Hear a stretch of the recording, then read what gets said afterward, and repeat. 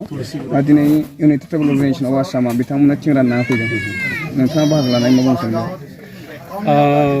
आं बाहाय Asia indigenous people's पेक्ट होननाय मोनसे इन्टारनेसनेल NGO खौ रिप्रेजेन्ट खालामदों। जों इन्टारनेसनेल अर्गानाइजेसन हिसाबै एसियानि 14टा कान्ट्रियाव जों खामानि मावो। थागिबि आरो ट्राइबेल ओमफ्राय इन्डिजिनियास सुबुंफोरनि थाखाय बिसोरनि मोन्थाइनि थाखाय बिसोरनि सुबुं मोन्थाइनि थाखाय जों खामानि मावो। बे हिसाबैनो जेला जों बे घटनाखौ खोनादोंमोन बेनिफ्रायनो जों सानदोंमोन जों माबा मोनसे मदद होनो हागोन नामा होननानै। दा बे हिसाबैनो जों बिथांमोन इउनाइटेड ट्राइबल अर्गानाइजेसनजों जों अलरेडि मोनसे कन्टेक्ट दंखायोमोन। बिथांमोनखौ जों मोनसे ट्रेनिङाव लाबोनो हादोंमोन। बे हिसाबै जों बिथांमोनजों मोनसे लिंकआव फैखाबायमोन आरोखि। जों बिथांमोनखौ बाहाय एप्रच खालामबाय बे केसाव नोंथांमोनहा माबा मोनसे खालामहैनो हागोन नामा ग्राउन्डआव होननायाव बिथांमोना जों ग्राउन्ड भिजिट खालामदों। ओमफ्राय बेनिफ्राय जों रिपर्टफोरखौ मोन्दों। बे रिपर्टफोरखौ मोननानै जोङो सानदों माबा मोनसे नोंथांमोनजों कलाबरेट खालामनानै माबानो थाखाय। बे हिसाबैनो जों बे घटनायाव इफेक्ट जानाय 51 फेमिलिसफोरनि थाखाय इमिडियेट एसिस्टेन्स हिसाबै मा होनो हागोन होनना सानदों। थिं बानहोबा साबसिन जागोन जिहेतु बिथांमोननि थानाय देराखौ सिफायजादों। दा बिथांमोना थानायनि जायगा गैया, अखा बांखा बे समावथ' गोजां बोथोरबावमोन। दा एसे गोबाव जानानै प्रसेसा दा दैज्लां सफैबावबाय। जों सानदोंमोन दा जेसेबां हायो एसेबां मददफोरखौ सौहैहोनो थाखाय। दा बे हिसाबै जों दिनै बे खामानिखौ जाफुंसारनो हाबाय। बिथांमोननि इउनाइटेड ट्राइबल अर्गानाइजेसननि मददजों जों ग्राउन्डआव जों सफैबाय आरो बेखौनो जों दिनै जोबोद गाहाम मोनदों। बे हेफाजाबखौ बे गामिनि थागिबि मानसिफोरनि थाखाय होनो हानायखाय। नोंथांमोना इयुन समाव जाहाथे बेफोरबायदि हाबाया दाजाबावथों बर'फोरनि गेजेराव एबा इन्डिजिनियासफोरनि गेजेराव बेनि थाखाय माबायदि सेफगार्ड होलांनो सानो? जों बेसिकेलि इन्डिजिनियास मानसिफोरखौ जों गावनि मोन्थाइनि थाखाय गसंथानो थाखाय जों ट्रेनिंबो होयो, बिसोरखौ केपासिटि बिल्ड खालामनानै होयो। दा बे हिसाबै जेरावखि जाया इन्डिजिनियास ओमफ्राय ट्राइबेल सुबुंमोनहा सरकारि बा बेसरकारि माबाजों सुबुंजों नाख्रेबजायै सुख्रेबजायै जों बाहायनो गसंथानायनि मोनसे प्रसेस लायो आरोखि। दा बे हिसाबैनो बाहायल' नङा, जों अन्न ट्राइबेलफोरनि अर्गानाइजेसनजोंबो जों आसामाव खामानि मावो।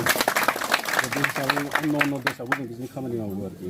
दा बे हिसाबै जों बेखौ कन्टिनिउ खालामलांगोन। जों जेरावखि जाया थागिबि फिसाफोर जेराव नासयजायो, जेराव माबा जायो बेहाय जों सोंहैगोन आरो जों बेहाय बिथांमोनखौ जों मदद होगोन।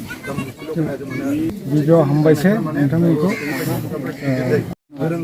जानुवारि 31 तारिख 2022 सनावहाय जेनाखि आसाम पुलिस आरो बे फरेस्ट डिपार्टमेन्टफ्राव फैनानै बे जोंनि बर' 51टा फेमिलिनि न'फोरखौहाय अयथासार खालामनानै बुख्रेबनानै थांदोंमोन आरो थिग बेबायदिनो नासयलांदोंमोन। बेखौनो जोङो बै समावहाय जोङो बेवहाय फैनानै नायफैदों आरो बिसोरजों लोगो लादों। घटना माबोरै जादों बेखौ जों खबर लानायावहाय जोङो माबा मोनसे बिसोरनि थाखाय दुखुथिया न'खरफोरनिफ्राय माबा मोनसे होनो हायो नामा होननानै जों लामा नायदोंमोन। आरो बेखौहाय आङो दाख्लै थांनाय फेब्रुवारि मास 19निफ्राय 23 तारिखआवहाय मोनसे अनलाइन ट्रेनिं जादोंमोन AIPPनि इन्टारनेसनेल माबा ट्रेनिं। दा बेवहाय आङो बे खोथाखौहाय मेनसन खालामदोंमोन आरो बे मेनसन खालामनायावहाय बिथांमोनहा AIPPनिफ्राय जोबोद सिरियास लादों आरो बिसोरो बिथांमोना जोबोद दुखु फोरमायदों। आरो ओमफ्राय बे समाव AIPPनि मानगोनां जेनेरेल सेक्रेटारि बिथाङाबो जोंनि बे जोंनि सार धर्मदिपखौहाय लोगो लानो थिनदों आरो बिनि उनावहाय बिनि डाइरेक्सनखौ लोगो लानानैहाय बिसिम जों प्रसेसआव फैयै दिनै बे बान मोनसे टिमखौहाय जों बिसिम लाबोनो हादों आरो। दुखुनांथाव बाथ्रा बेनि उनावनो जे बे गुवाहाटि नोगोरमायावनो बर'पारायाव आरो बेबायदि मोनसे जाथाय जानानै जेराव बर' रायजो राजाफ्रा बेयाव भुगिनांदों। बिनि सोमोन्दै नोंथाङा मा बुंनो सानो?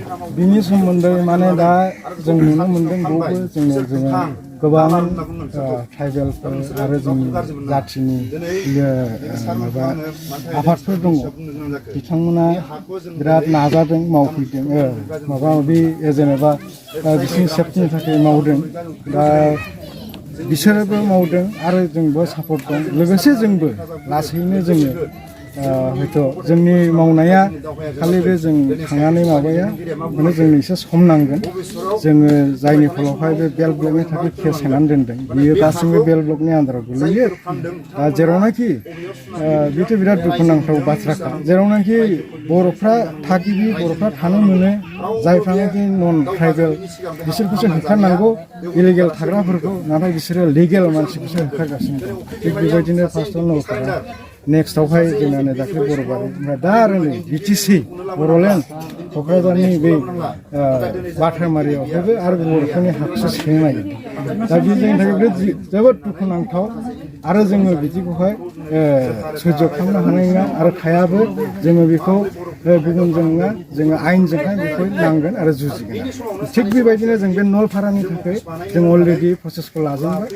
जोङो आरटिआइ होग्रोदों बे फरेस्ट डिपार्टमेन्टखौ बिसोर माने माब्रै बे थाखोसे बर'फोरखौल' होनानै बे खाथि खालानि नन ट्राइबेलफोरखौ बिसोरो जेबो खालामलाङाखै बेनिखायनो जोङो बे आरटिआइ होदों मा ग्राउन्डआव खालि बर'फोरखौल' होखारफैखो दा जों आरटिआइ रिपर्टखौ दाबो मोनाखै आरो बे आरटिआइ रिपर्टखौ मोनखांबासो जों नेक्स्ट स्टेपखौ जों लागोन